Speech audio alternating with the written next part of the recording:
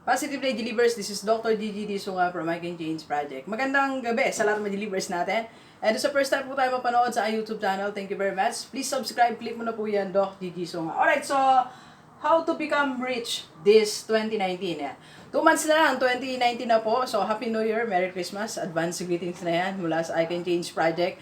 So malapit na yan, so dapat pagplatuhan natin paano ba ako mas yayaman this 2019. Alright, so ito kasalukuyan kong in-upload yung isang video ko kanina lang na one formula na pwede mong gawin to change your financial status, alright?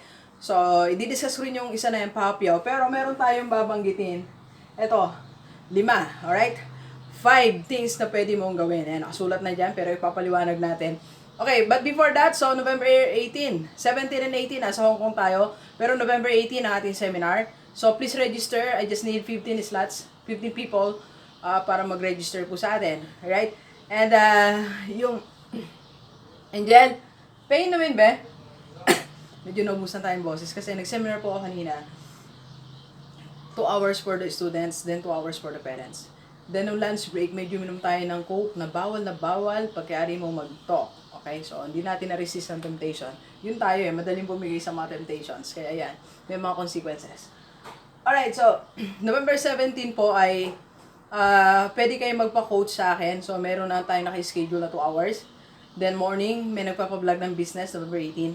So, if you have business there sa Hong Kong, I think this is a great opportunity na i-advertise po natin yan. I'll be visiting your business, your place. Then, if i-feature natin, then babanggitin natin sa seminar natin. Because most of my viewers, madami po tayong OFW from Hong Kong. Okay? And dito naman sa Pilipinas, if you need career coach and if you want to advertise your business, so ito yung number ko, 0939-5254-311. Okay, thank you.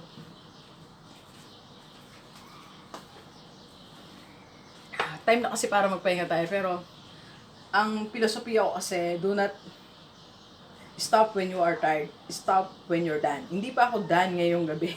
Hindi pa tapos yung araw natin. Hindi pa time to rest. Alright? So, after to, mga 2 vlogs pa tayo. Then, sasagot ng mga tanong nyo sa YouTube. Sa aking FB page and FB account. So, doon po kayo magtanong kasi sa YouTube, madalang po ako makasagot. Then, mag-exercise tayo. Yan yung ating. So, sa gabi, mga 11, doon pa lang tapos ang ating araw. Alright. So, 5 things na pwede mong gawin to be rich this 2019. By the way, may isang OFW tayo na avid fan natin. Ma'am Chloe Caro from Qatar. Hello po ma'am. Thank you for watching my video. Thank you very much po. Masugid na taga-subaybay natin. Kanina may mga kausap ako sa messenger ko. Thank you very much for sa lahat ng mga nanonood na aking videos. Thank you po. Alright. Sa mga parents ng Wesley, so yung mga nanonood na ngayon at may mga delivers tayo doon, thank you din po. Alright, so 5 things to become rich na dapat mong gawin. Okay, yung 2018 patapos na siya. Kung hindi tayo nagtagumpay last 2018, may chance tayo. Meron tayong another year, that's 2019. Alright? So, may chance kang baguhin ang finances mo. May chance kang madagdagan ng investment, magkaroon ng business and everything. Okay? Because when you start changing your finances, alright? So, ang daming mababago sa buhay mo. Lifestyle mo, culture mo, daily activities mo. So, mababago lahat yan. Pupunta dun sa gusto mo, sa pangarap mong buhay na gusto mo. Alright?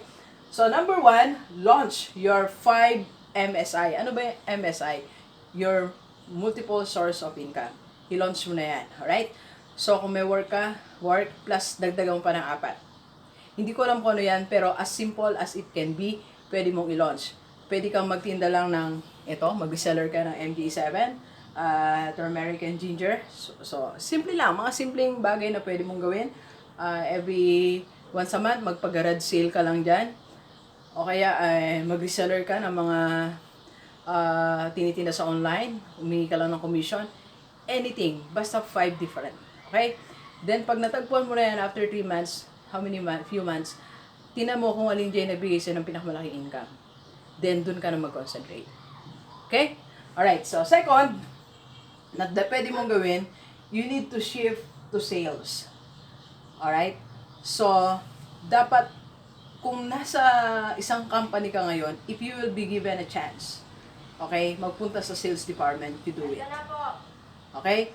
Or kaya naman, kung ikaw ay mag-a-apply pa lang, you go to sales. Alright? O kung may trabaho ka malayo sa sales, magkaroon ka ng part-time na sales. Okay? Because sa sales, sabi ko nga po, you will have unlimited income. Walang limit. Okay? So, like, nung kinuha ko yung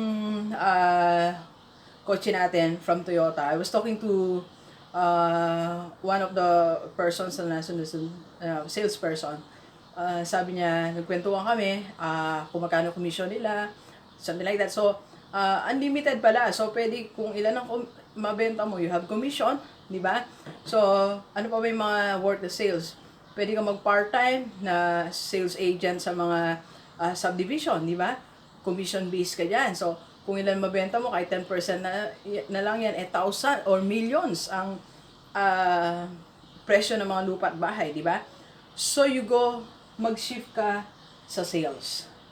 Right? Right now tayo, unti-unti nagsishift tayo sa sales. Okay? So, nasa education tayo, pero may mga ginagawa tayo ngayon na nasa sales na. Kaya nga tayo po ay papunta na doon, business vlogger tayo, we advertise business, and now we are, I'm a consultant of business, one business, and then this week meron kakausap ulit sa atin na, mag-ano po tayo, sa-seminar sa people na nagsisale sa isang company. So, ang ibig ko sabihin ay, you have to shift sa sales. Kasi sa sales, dyan ka magkakaroon ng chance na yumaman. Kung nasa work ka kasi naka-fix, for example, in work mo, fix lang siya, hindi siya sa sales. So, you are earning, let's say, 20,000. Malaki na yun, so compare sa ibang trabaho. But 20,000 is, kahit anong gawin mo, you will still be receiving 20,000. Pero kung nasa sales ka, okay, you work overnight, or you mean, you work kahit gabi na, mag-message ka sa mga tao na you're selling this, or kahit weekends. So, sa lahat ng kausap mo, banggitin mo what you are selling. So, unlimited. Alright? Anytime pwede kang mag-market. Anytime pwede kang mag-promote. Anytime you can close a deal.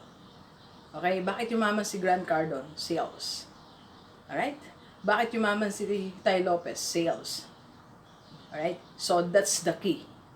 Okay? You have to shift to sales. Alright? Next, number 3, you need to develop 2 high-paying skills. Kung ayaw mo itong dalawa na to, you have to develop 2 high-paying skills. Remember, ang sabi ni Dan Lok, the triangle of wealth. Diba? Pakita natin. The triangle of wealth. Kung paano kayo yumaman, you need 1, high-paying skills. Then you need business. And you need investment. So, yan yung tatlong paraan paano yayaman ng tao. So, you go with this, high-paying skills. Like, for example, what I'm doing, being a speaker. Kanina, I spent 4 hours, 2 hours for the student, 2 hours for the parents. And I got paid dun sa gusto kong bayad nila sa akin. Okay? This week, this November, madali tayong seminar.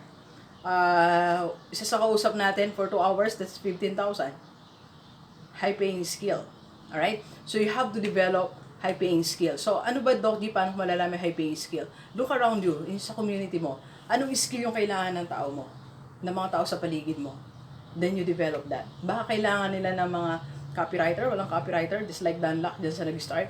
Diba? Kailangan ng editor, kailangan ng MC, pambigating MC, event organizer. Those are skills.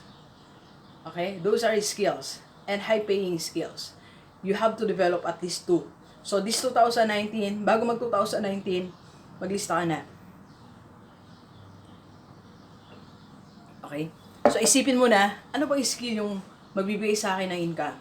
Okay? Anong skill yung kailangan sa community, then I have to solve that problem through my skill, then you will be get rich. Okay? Banggitin ko ulit, yung pagiging speaker is just a part-time to me. Pero kung maka 3 to 4 schedule ako seminar equivalent to my salary in my regular job. Diba? High-paying skill. What is that skill na meron ka, i-develop mo na lang yan. Okay? What else? You need to, suggestion natin. Number 4, you launch your YouTube channel to be rich. Pero hindi naman lahat nagtatagumpay dyan. Pero ako, I believe, with proper determination and right topic, okay? And when you are putting extra effort on it, magtatagumpay yung YouTube channel. It's not about your camera. This one. Pakita natin. It's not about this. It's not about this. It's not about your laptop. It's not about the skill. It's about your will. Yan ang tagumpay ng YouTube channel.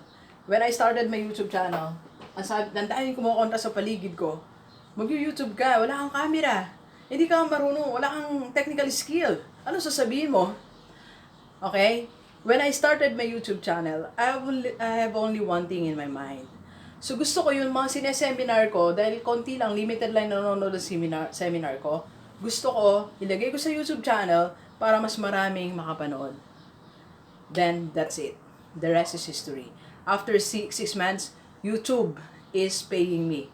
The next month, and it became monthly. And now, one of my major sources of income. Higher than my salary. Okay? Higher than my regular salary. Diba? So, you launch it.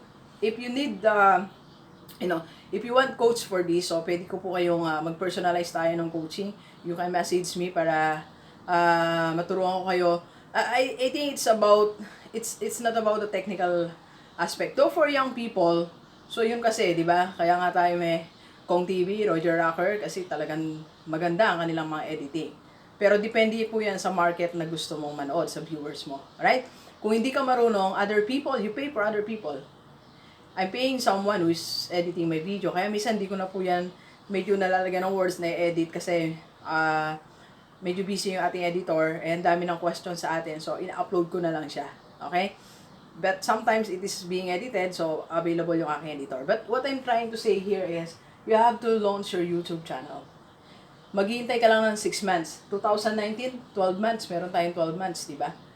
Di ba? So, meron kang 6 months to enjoy it.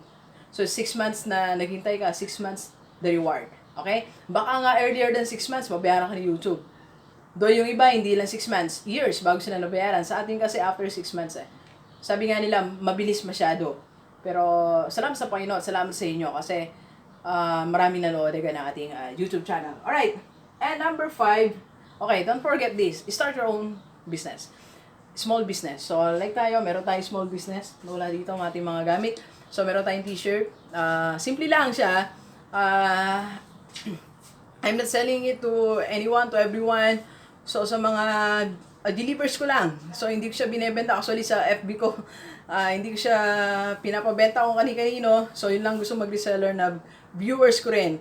Or delivers din yung aking, yung aking mga, yung mga bibili. Okay? So, small thing lang siya, pero malaki po yung pangarap ko dyan. One day soon. Okay? Who knows, next year, magkaroon tayong sariling clothing line. I can change, di ba? So, start your own small business. So, because small business, pag lumaki yan, kagaya ng yung sales, unlimited din ang pwede mong kitain and you will become rich. Alright? So, Delivers 2019 is just around the corner. Right? So, paparating na. Ibig sabihin, you prepare yourself, prepare for a great blessings. Be rich this 2019. Alright? So, thank you very much, Delivers. Enjoy the rest of the day and let's go, let's go.